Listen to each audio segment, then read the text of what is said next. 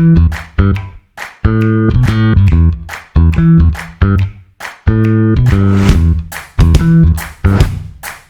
listening to the Common Fan Podcast, a Husker football podcast for the common fan, by the common fan.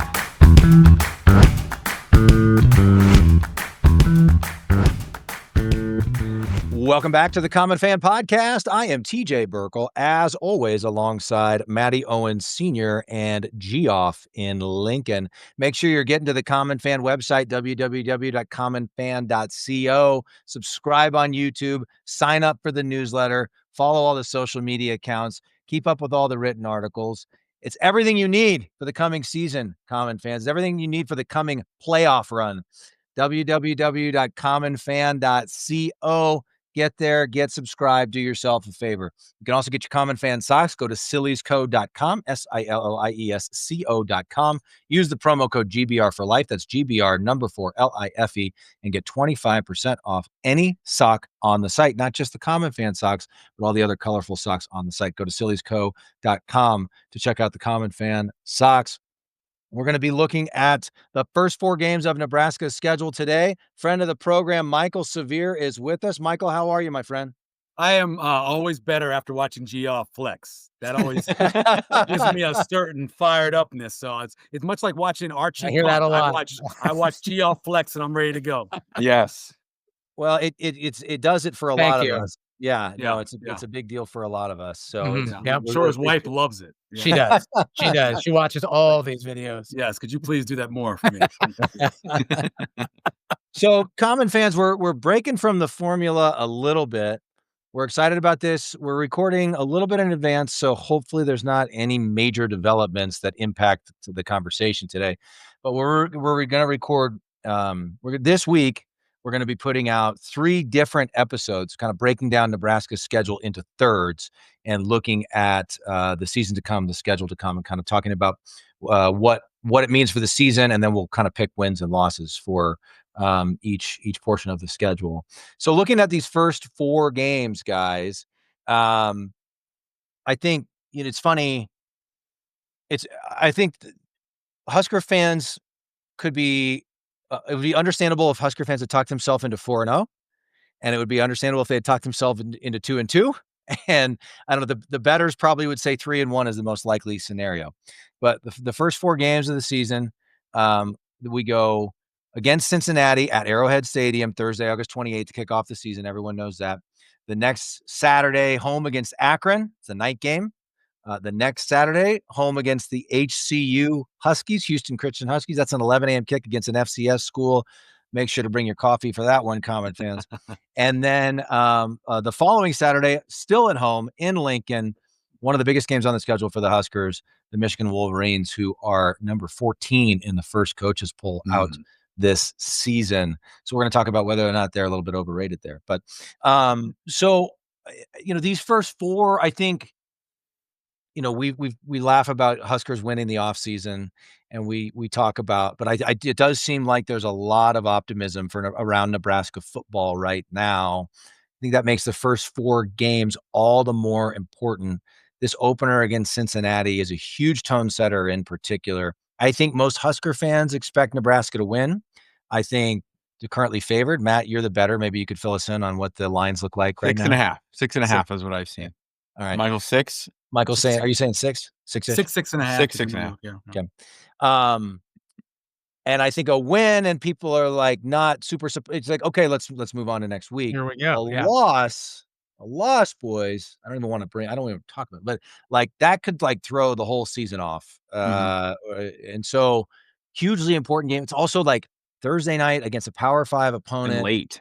8 Yeah, p.m. kick. On national TV. Like the Huskers haven't really fared well in games like this in recent years. So I want to kick it to you, Michael, first, and get your thoughts on the Cincinnati game. Not prediction, just your kind of thoughts on that. Yeah.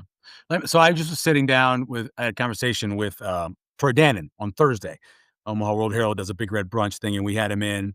And before it got started, we had like a half an hour chatting. And he and I are both spending a whole lot of time trying to convince people the Cincinnati team is better than they think. a lot of people I've talked to are picking, 10, 14, 21-point wins. And I try to explain them. I go position by position with Cincinnati, and I try to explain to them, if you can compare positions, just overall, who would you take? Which team based off of possible draft picks and everything else? So I think the line should be more like 3. I think the week of the game, and I've said this a long time, I think the week of the game, that line's going to drop because I think you're going to see a reverse line movement. I think money's going to come in on Nebraska, but I think the Sharps know that Cincinnati should not be a 6.5-point or 6-point dog to Nebraska. So because of that, I think the number is going to move down.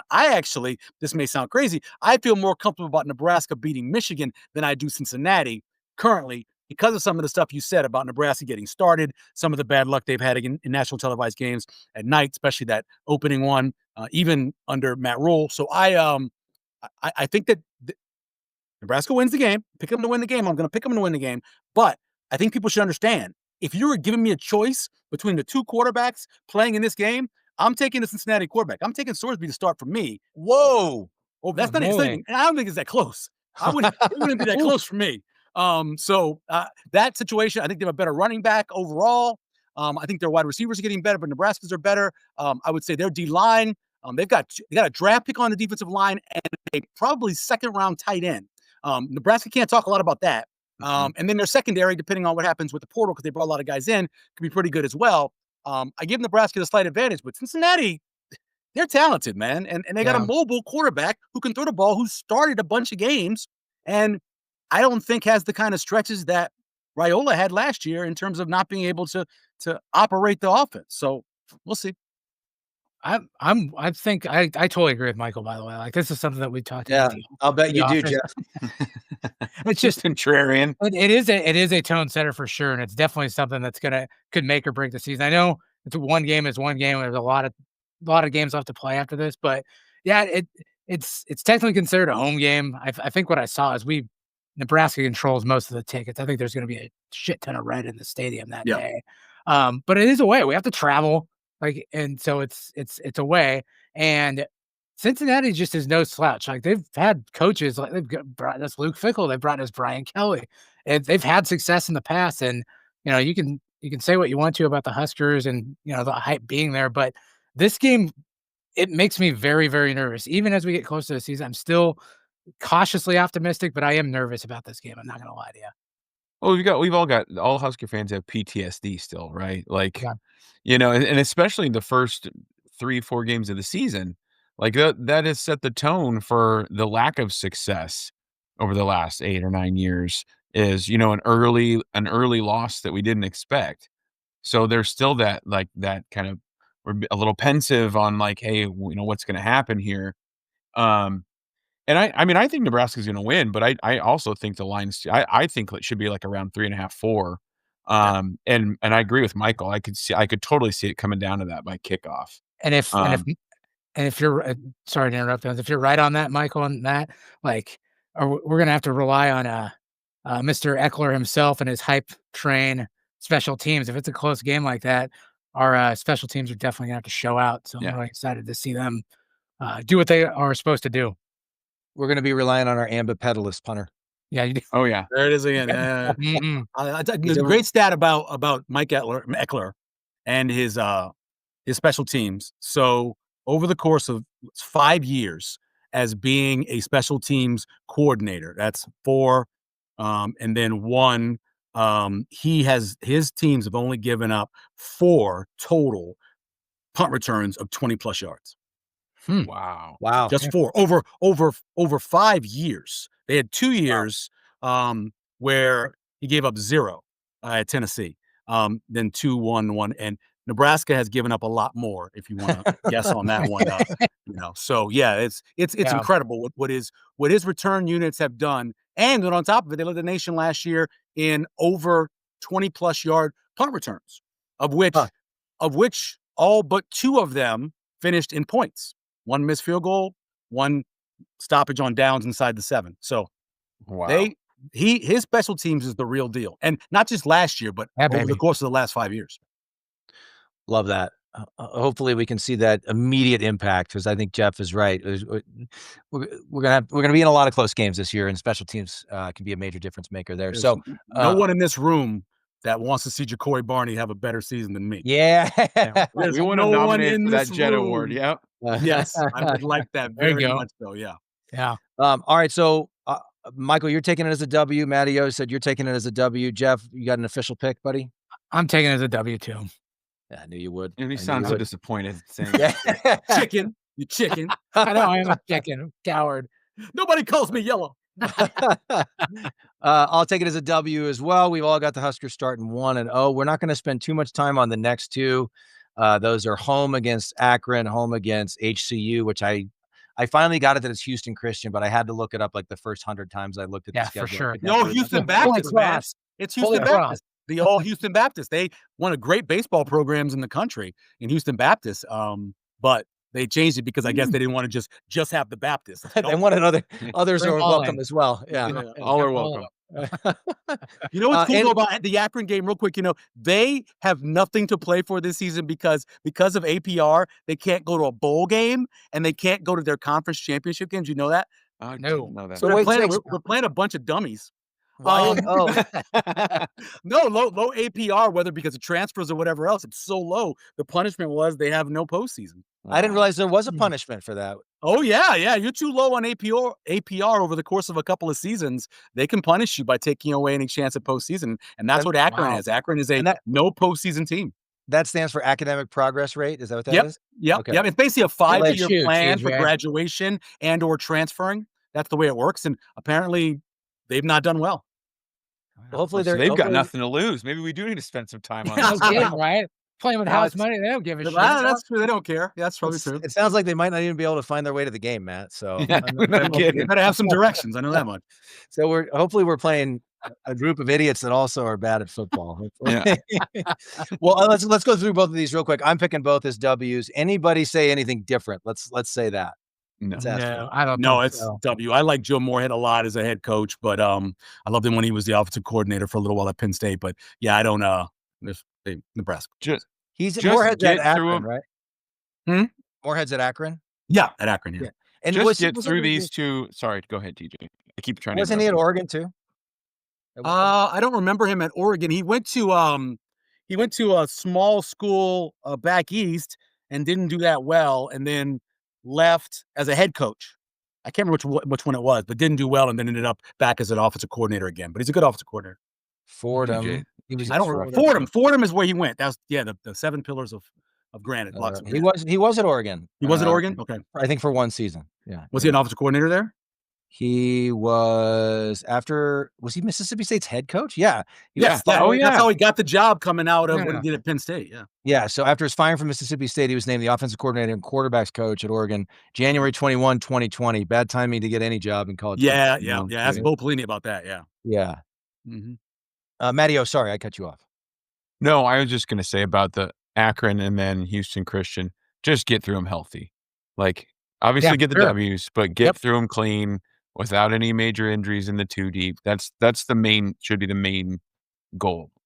Play Yeah. 90 guys. Yep. Yeah. Exactly. Yeah, Tons of yeah, reps. right? Tons of reps. Get into the third and fourth team. Play some of the freshmen. That's right. That's right. They get 4 games. Well, they're playing freshmen anyway. This is a young Oh, that's team. true. They're Yeah. playing freshmen Roster anyway. limits. Yeah, that's right. All right, that brings us to Michigan. All three of the common fans plus Michael have us at 3-0 going into that game. Really interesting. I don't know what to make about Michigan, Michael. I can't wait to hear your thoughts on this. So they went in 2024, coming off a national championship season. Yep. New head coach Sharon Moore. New quarterback. And they last year they go 7-5 in the regular season. Kind of like they were 5-5 at one point. And then they blew out Northwestern right before the game where they shockingly beat Ohio State kind of in a rock fight. Mhm. And then they go on to beat Alabama in the bowl game. So they kind of finish strong. They bring in 5-star quarterback. Why the heck is it? Bryce Underwood. Bryce Underwood. And so he's expected to be the guy this year. You also assume the step back last year was due to their first season in a while of not stealing signs. So it'd be a tough one to adjust to for anyone. But I don't know. I mean, they're clearly people are high on them. I think people see them as an ascending program, as evidenced by the coaches picking them 14th in the coaches poll. What do you think, Michael? Well, when I saw that 9.5, I immediately thought under. I can't see that happening. And then you take Sorry, for those who don't know, Michigan's currently favored by 9.5. no. Wins. Wins. Oh, Their win oh, total. sorry. Their win total was I'm not a gambler. Sorry. yeah. Sorry. So win total 9.5. That is a prediction of the over or under if they win 9.5 games. I just can't see them winning 10, not based on the schedule. And you're talking about a true freshman quarterback. Plus, this game against Nebraska, you're playing without your head coach. Your head coach is going to be suspended for 2 weeks because of the Connor Stanley stuff, because they chose to suspend him, hoping that would stop them from getting any more punishment from the NCAA. But to not have him all week, and then the insult of picking this game to not have him. Like they chose this game. They're like, we're playing against Nebraska.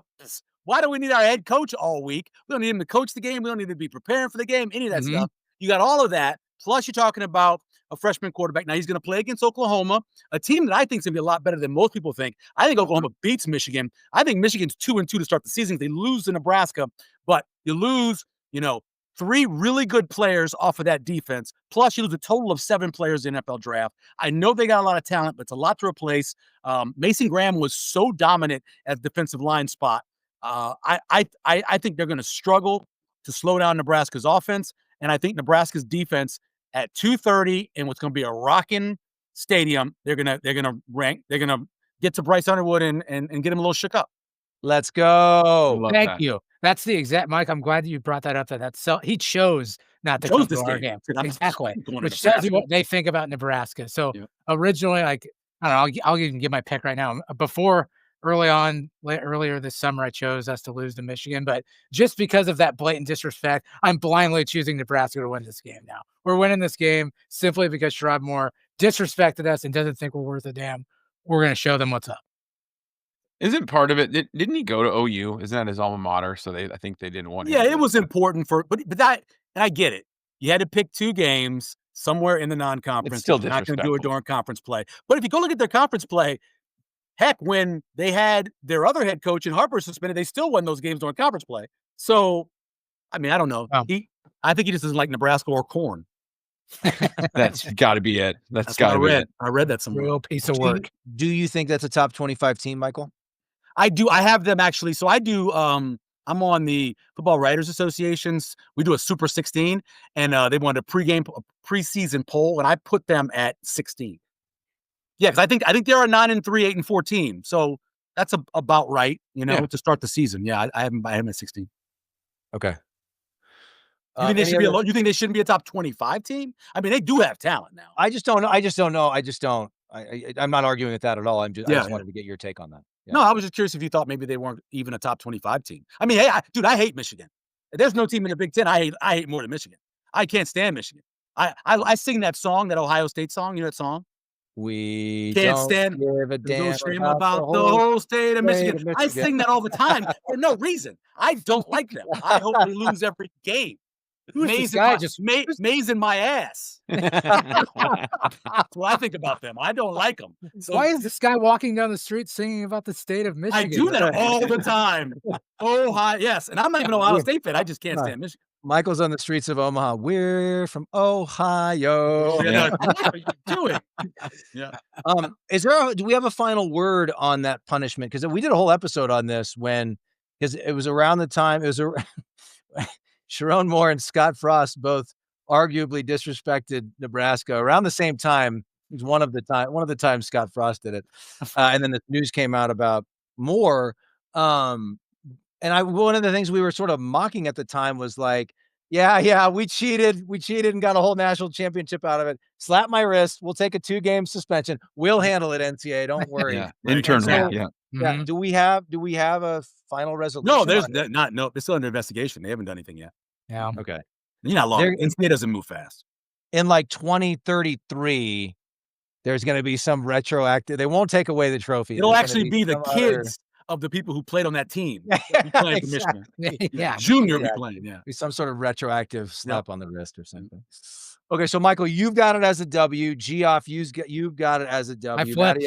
W. I got a W. Matty O. Yeah. 4-0 to start the season. I'm going Okay. W. I'm going W as well. Okay. Wow, all right. And this is not new, by the way, for me. I was asked in May which game I thought was a more chance of a loss for Nebraska, and I picked USC over Michigan back then, back in May. So this is not new for me. Got it. All right. The title of this episode is about how the first 4 games of the season will set the tone for the entire season for Nebraska football. If they start 4-0, how You got a good much tone going there. how much are people frothing at the mouth in Lincoln? How much will certainly be in the top 25 if we beat Michigan and go 4-0. And Michigan, if they go 3-0 and Michigan does beat Ohio, we're gonna have we'll have Oklahoma, excuse me, we will have game day here. Oh man. Yeah, if they beat Oklahoma and it's 4-0, Michigan versus Nebraska, we'll have game day here. Holy smokes. Yeah. Good time. I heard that from a good source. Right. Let's do it. That 4-0 would be the best start since 2016. 2016. Right? Gotta be, Everything goes back to 2016. Yeah. Yeah, truly. Last time there was a Cole Runza, 2016. Magical year in 2016. That paper tiger of a team. Yeah. Hey now. I mean, all you care about is winning the games. You don't care how they do them or who believes in you. Yeah, TJ. Indiana didn't care who believed in them last year. They didn't give a damn about the whole. Who cares? Well, that's fair. They ended the season just getting absolutely destroyed by Ohio State and manhandled by Iowa. I think that was the most destroyed by Ohio State's a little bit. If you go back and look at that game, it's a game until the punt return, and then the second half, Ohio State really didn't do anything against their defense. It was surprisingly. So it really wasn't. I wouldn't say that they took them apart. I think, come on now. And then they got manhandled by Iowa. I think that was the more disappointing thing. I was at the Wisconsin game that went to overtime that they absolutely should have won. Oh, yeah. And it was a top 10 matchup. I think you're talking about Indiana. Oh, no. I'm sorry. Yes, Ohio State beat Nebraska into another year. Yeah. Okay, I was going to say, I must be misremembering this. Should have won the Wisconsin game. Should have won the Wisconsin game. You got the ball, a minute left on their side of the field, get a field goal, win a game. Yeah. And then also should have won in overtime. But anyway, neither here nor there. Well, so I think that's why I don't think anybody really expected the win over or a win over Ohio State. I don't think they expected them to lose as badly as they did. But I really I thought everybody thought Iowa would be a game. Like they just they didn't have, they had no starting quarterback. They had no quarterback. Oh, was that Riker? Tommy was out. Tommy was out. Still. Yeah, Tommy had torn his hamstring from the bone and went out there and tried to play the week That's right. He played hurt the Minnesota game, I think, right? He got hurt in the Minnesota game, correct? I believe, and didn't he get hurt the week? Didn't he try to come back and play in the last home game, the Senior Bowl game? I think he did. Maybe. And he was they basically did this tape job on his leg to try to keep the muscle in place, even though it was torn from the bone. That dude's nobody had ever seen anything bad about Tommy Armstrong in terms of him going out there and playing hurt. Because that was incredible. But we went into that game against Iowa not having. I didn't go in thinking that I didn't think they'd lose 40-15 or whatever. I didn't think it was going to be a bloodbath, but love me some Tommy A. Yeah. Okay. We're get that out of your system, guys. It's 2025 now. Okay. Sorry, Jeff. Sorry, just a little walk down memory lane. Jeff's future is way bigger than his past here, guys. There's a reason why the front window is bigger than the rear window. That's right. There you go. Yeah. Okay, that's the first 4 games. As we mentioned, we're doing a little bit different format this week. We're going to do 3 episodes this week, kind of some shorter episodes breaking down the season into 4s.